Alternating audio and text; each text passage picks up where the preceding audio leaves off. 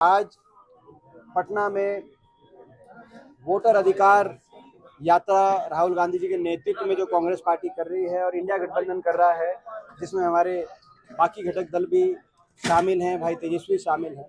आज उसका समापन समारोह पटना में, समापन यात्रा पटना में, और एक संदेश देश में गया कि जो चुनाव आयोग और भारतीय जनता पार्टी की मिलीभगत चल रही है, देश में जो खेल चल रहा है, जिसमें चुनाव के नतीजों को प्रभावित करने के लिए खुलेआम हर तरीके का यंत्र मंत्र तंत्र का प्रयोग किए जा रहे हैं, ये और नहीं चलेगा देश में।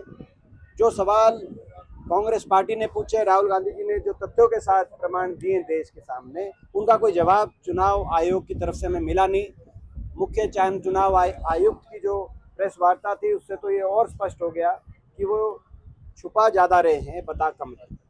तो ये संघर्ष हमारा जारी रहेगा। प्रजातंत्र और संविधान बचाने के लिए ये महत्वपूर्ण है कि चुनाव आयोग की भूमिका पूर्णतः पाक साफ और निष्पक्ष हो।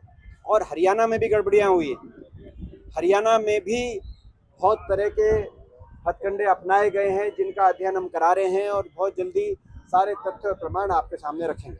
देखिए, 2100 रुपए देने की बात आई है।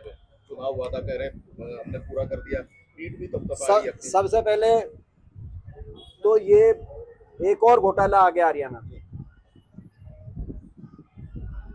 बीपीएल कार्ड फॉर वोट घोटाला।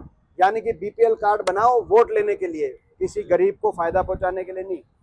चुनाव से चंद महीनों पहले हरियाणा के बीपीएल कार्ड की संख्या, बीपीएल परिवारों की संख्या, कार्ड होल्डर परिवारों की संख्या 27 लाख से बढ़ाकर इस सरकार ने 51 लाख बढ़ा दी।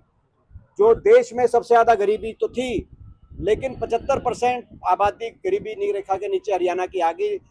24 के विधानसभा चुनाव के समय जो देश में आज़ादी के मामले, आज़ादी के समय की गरीबी से भी डबल गरीबी थी हरियाणा में, ये दिखा दी कागजों में। 2 राशन बांटे गए और 2 राशन बांटने के प्रलोभन के बाद अब 10 लाख परिवारों के बीपीएल कार्ड काट दिए गए पिछले 5-6 महीने में।